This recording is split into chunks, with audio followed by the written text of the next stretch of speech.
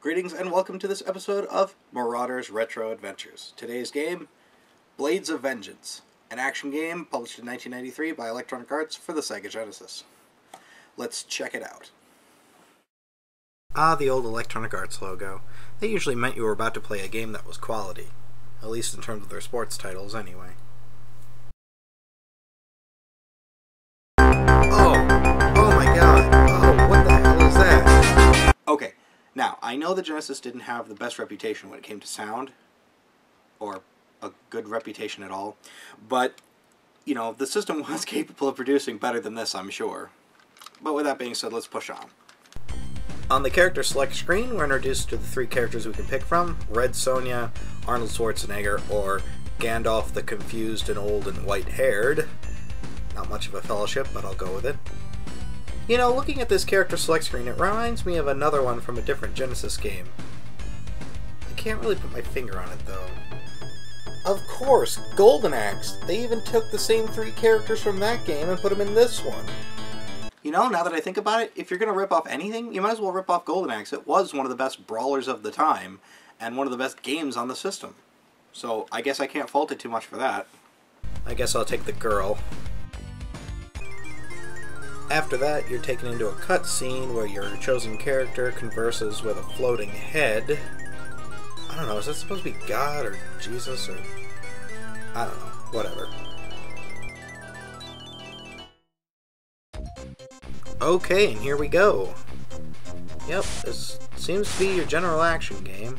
C button jumps, B button attacks, and A button doesn't really seem to do much of anything yet. Basically, the concept of the game is you take your chosen warrior, you march from around the level, you go into doors, collect treasure chests full of items, and attempt to make it to the end of the level. Pressing start also pauses the game and brings up a list of items in your inventory that you can scroll through with the D-pad.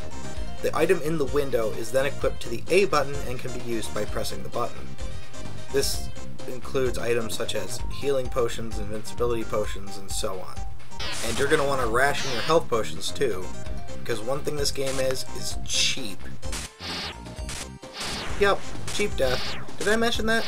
This game has a lot of cheap deaths. One item you'll collect in these treasure chests that you get a lot of is silver coins. I'm not really sure what they're used for, but I'm certain they'll come in handy at some point. Oh, finally, a door. Hopefully this is the end of the level. Nope.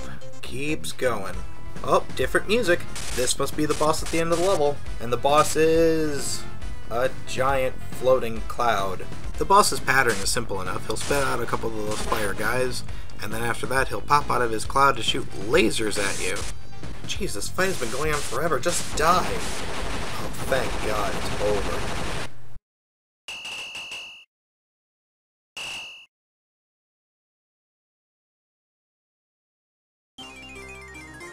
So before the second level begins, you get another talking to from the floating Moses head about what to expect in the next level.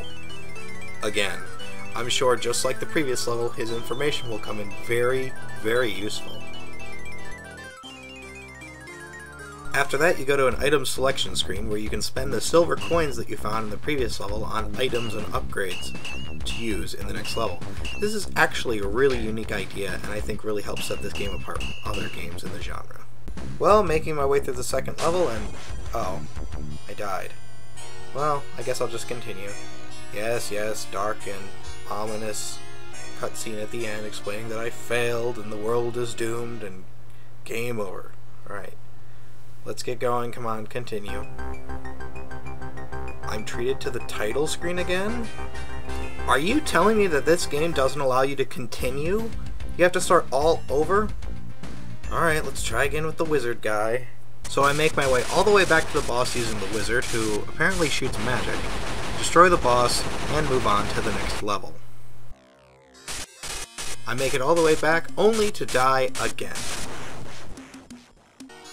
And yes, it's the same game over screen telling me what a failure I am and that the land was thrown into despair and war.